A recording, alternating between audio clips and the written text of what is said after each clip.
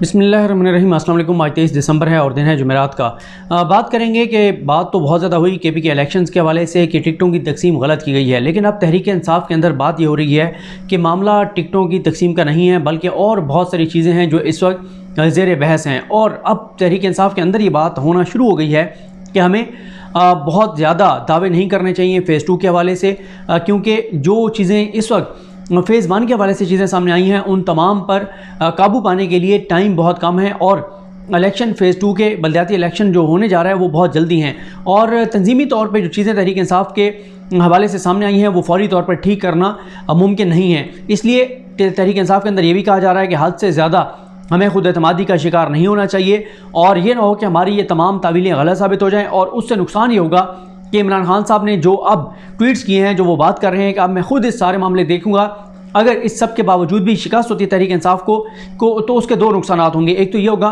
कि जनाब इमरान खान साहब ने भी टिकट देने का मामला खुद देखा, तब भी ये कुछ हुआ है, और दूसरा इसका नुकसान ये होगा कि फिर 2023 के इलेक्शन पर बहरहाल वो दूसरा फेज़ उसके नताइज ज़रूर जो है वो असरअंदाज होंगे। यानी ये बहुत बड़ा जुआ होगा सिर्फ ये कहना कि मामला टिकटों की तकसीम का ही था, क्योंकि था तो मेन टिकटों की तकसीम का मामला, लेकिन इसमें मसला ये है कि जो अंदरूनी लड़ाइयाँ हैं तहरीक इंसाफ की, उन अंदरूनी लड़ाइयों की वजह से वो अंदरूनी लड़ाइयाँ, वो ग्रुपिंग फौरी तौर पर ख़त्म करना मुमकिन नज़र नहीं आता। जो सबसे बड़ी 2-3 और चीज़ें हैं वो एक तो ये है कि जो ओल्ड पॉलिटिकल फैमिलीज़ के लोगों को तहरीक इंसाफ लेके आई थी, वो ज़ाहिर है वो तहरीक इंसाफ के तो नहीं थे, वो तो अपने मफाद के लिए आए थे, वो तो अपने इक़्तिदार के लिए आए थे, और वो इस वक्त उनका अभी तक ये भी कन्फर्म नहीं है कि उन्होंने अगला इलेक्शन तहरीक इंसाफ की टिकट पर लड़ना है या नहीं लड़ना। लिहाजा उन्होंने पिछले 3-3.5 साल में पार्टी की जो तंजीम थी उसको बिल्कुल जो है वो निगलेक्ट किए रखा, पार्टी की तंजीम को बिल्कुल एक आप ऐसे समझें कि तबाह कर दिया, और वो जो एक पीटीआई की जो ताकत होती थी वो अपने वर्कर और अपनी तंजीम हुआ करती थी। आप अगर याद करें एमक्यूएम के हवाले से, एमक्यूएम में भी जो असल वर्थ होती थी, जो असल इंपॉर्टेंस होती थी, जो अहमियत दी जाती थी, वो दी जाती थी तंजीमी लोगों को। एमएनएस एमपीएस को इतनी ज़्यादा अहमियत नहीं दी जाती थी। तहरीक इंसाफ में तंजीमें होती थी, यूथ होती थी, आईएसएफ होती थी, लेकिन जब ओल्ड पॉलिटिकल फैमिलीज़ के लोग आए उन्होंने तंजीमों को निगलेक्ट करना शुरू कर दिया, उनको बुलाना छोड़ दिया, क्योंकि उनका तो कोई मकसद नहीं था तहरीक इंसाफ को मजबूत करना। तो ये भी एक बड़ा मसला है। पहले यूथ जो है वो निकलती थी, लोगों को निकाल के लाते थे, चाहे वो स्टूडेंट विंग हो इनका या यूथ विंग हो, अब वो चीज़ नहीं है। फिर तहरीक इंसाफ के वो लोग जो कि जो क्राउड पुलर समझे जाते थे इमरान खान साहब के बाद, जिनकी इंपॉर्टेंस थी, जो विजिट करते थे तो वहाँ पर उनको इंपॉर्टेंस मिलती थी, वो सब आगे वजारतों में। जब वो वजारतों में आ गए उनके पास तो अब टाइम ही नहीं है कि वो जाएँ और वो जाके और मोबिलाइज़ करें लोगों को या दोबारा तंजीमों को मजबूत करें। और साथ ही बहुत सारे लोग तो जो हैं वो अब आगे टाइम बहुत कम रह गया है, वो तो अपने अपने हलकों को जाएंगे, वो तो अपने हलकों को जीतने की कोशिश करेंगे, वो तो अपने हलकों की सियासत को बचाने की कोशिश करेंगे। तो कौन है जो इस तरह से जाके विजिट करेगा और जाकर और तंजीम को स्ट्रॉन्ग करेगा। जैसे मैंने आपको कहा कि एक वक्त था जब आपको नज़र आता था कि आईएसएफ या यूथ विंग, जब फ़ारूक हबीब साहब जो अब वज़ीर ममलिकत भी हैं, फ़ारूक हबीब साहब के दौर में जब आईएसएफ होती थी तो एक नज़र आता था आईएसएफ का सारा मामला कि आईएसएफ काम कर रही है। अब तो पता ही नहीं है कि आईएसएफ के अहदेदार कौन कौन हैं, क्योंकि उसकी रीज़न ये है कि पार्टी ने बतौर पॉलिसी पार्टी की तरजीहात में आईएसएफ शामिल नहीं है, यूथ शामिल नहीं है, और जब वो शामिल ही नहीं है तरजीहात में तो उन्होंने कैसे काम करना है। तो इसलिए ये पार्टी के अंदर बात हो रही है कि देखें, एक तो जो अंदरूनी लड़ाइयाँ हैं, जो ग्रुपिंग है, वो इतने जल्दी ख़त्म नहीं हो सकती। फिर ये है कि बहुत सारे जो ओल्ड पॉलिटिकल फैमिलीज़ के लोग आए हैं, विनिंग हार्सेस आए हैं, वो तो पार्टी के फैसलों को अहमियत नहीं देते, वो तो पार्टी की डेकोरम को ही फॉलो नहीं करते। अभी अब देख लें कई लोग टीवी पे आकर ओपनली बयान दे रहे हैं। अब मसला तहरीक इंसाफ का एक और है कि इमरान खान साहब इस मौके के ऊपर किसी को पार्टी से फारिग भी नहीं कर सकते। एमएनए को पहले ही 4-5 सीटों के ऊपर ये हुकूमत खड़ी हुई है, तो ये एक बहुत ही गैर मुतवक्किल फैसला होगा अगर वो उन एमएनएस को निकाल देते हैं जो टीवी पे आके और मुख्तलिफ तरह के बयानात पार्टी के ख़िलाफ़ दे रहे हैं, उनको उनके खिलाफ कोई कार्रवाई होती हुई भी नज़र नहीं आती। तो इसलिए बड़ी एक मजबूत जो है वो इनको हिकमत अमली की ज़रूरत है। और जो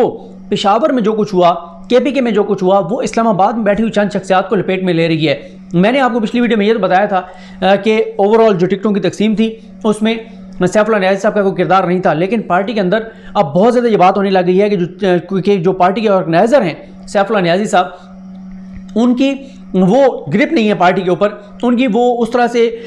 एक समझे कि कारकुनान के साथ उनका राब्ता नहीं है वो उस तरह से वो यहाँ बैठकर फैसले करते हैं, वो यहाँ बैठकर जो फैसले करते हैं उन फैसलों को तहरीक इंसाफ को बहुत सी जगहों पर भुगतना पड़ता है। तो पार्टी को चलाना है सैफुल्लाह नियाज़ी साहब ने, जिनके पास इस वक्त पार्टी का तंजीमी कंट्रोल है, और जो और अहदेदार हैं, जो सेक्रेटरी जनरल हैं कैनी साहब, बाकी लोग।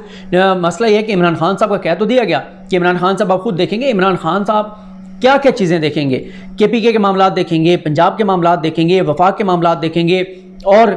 इतनी चीज़ें हैं जो इमरान खान साहब खुद जो है वो देखने की कोशिश करते हैं। हर मामले में यह है कि वो खुद जो भी इंपॉर्टेंस का मसला आता है, जैसे एहतसाब का मामला है, जैसे आप देखें अभी ये सियालकोट में जो हुआ, उन्होंने कहा मैं खुद इस मामले को देखूंगा। हर जुमेरात को वो हाउसिंग के हवाले से जो प्रोजेक्ट है उसको देखते हैं, एहसास प्रोग्राम को खुद वो देखते हैं। तो इसलिए खुद देखने से मुराद यह है कि ज़ाहिर है सानी निश्तर साहब देख रही है, लेकिन वो भी उसकी मॉनिटरिंग रखते हैं, ब्रीफिंग लेते हैं। तो इमरान खान साहब वफाक को, KPK को, पंजाब को, इन चीज़ों को देखेंगे, या इमरान खान साहब तंजीमी मामलात को भी देखेंगे? और फिर तंजीमी मामलात में सबसे ज़्यादा जो इस वक्त मसला है उनके लिए वो यह है कि उनका जो कारकुन था वो निगलेक्ट हुआ और वो दूर हो गया। साथ ही आप देख लें फिर कारकुन बहुत सारी पार्टी के फैसलों को भी अब नहीं मानते कि अगर आप पैसे वाले बंदों को लेकर आएंगे, अगर कोई वज़ीर मुशीर अपने रिश्तेदारों को टिकट देंगे तो पार्टी के वर्कर तो इस चीज़ को नहीं मानेंगे और वो तो बगावत करेंगे, वो तो खड़े होंगे, और फिर ना उनको उस तरह से इंगेज किया जाता है, ना उनको मनाया जाता है, और एक एक जगह पे 4-4 लोग जो है वो खड़े होते हैं। एक तो हो गया ये चीज़ जो मैंने आपको बताई कि प्राइम मिनिस्टर खुद भी टिकट के मामला को देखें, तो क्या गारंटी है कि प्राइम मिनिस्टर जिसका फैसला कर देंगे कि इसको टिकट देना है, तो नीचे जो है वो जो नाराज़ होंगे MNAs या MPs उस हल्के में, तो क्या गारंटी है कि वो उस शिद्दत के साथ कंपेन करेंगे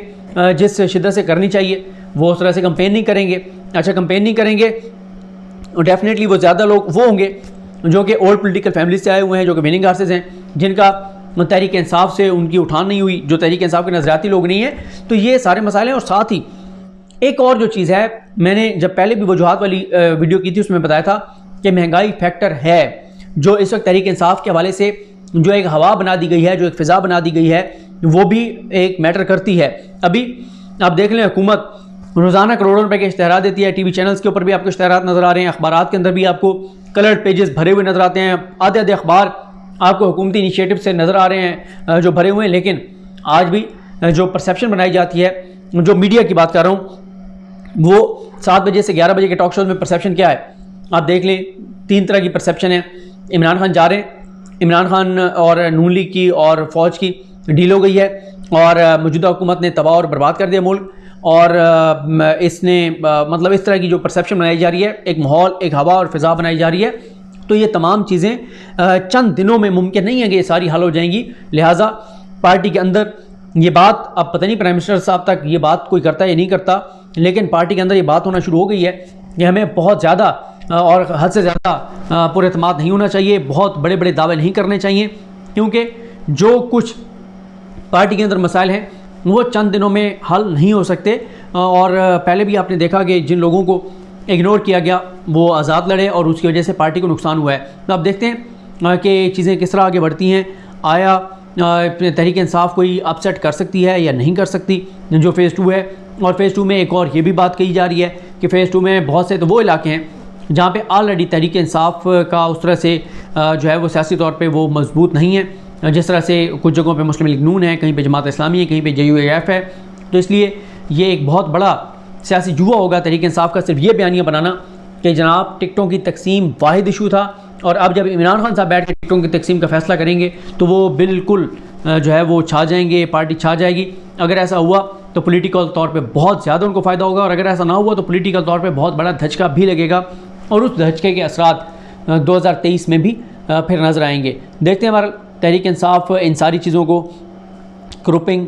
अंदरूनी इख्तलाफात, यूथ को इग्नोर करना, ISF को इग्नोर करना, गवर्नेंस के मसाइल, महंगाई, फिर परसेप्शन, बहुत सारे चैलेंजेस हैं। इन सारे चैलेंजेस को, ये सारे वो चैलेंजेस आपको बता रहा हूँ जो कि पहली एक वीडियो जिसमें मैंने वजूहात बताई थी उसमें ये वजूहात सारी आपको बता चुका हूँ। तो देखते हैं बहरहाल चीज़ें किस तरह आगे बढ़ती हैं। जो भी इसके ऊपर इन्फॉर्मेशन होगी, मज़ीद डेवलपमेंट होगी, वो आपके सामने रखेंगे। मुझे अपनी दुआ में याद रखें। अल्लाह करीम हम सबका हामी नासर हो। अल्लाह हाफ़िज़।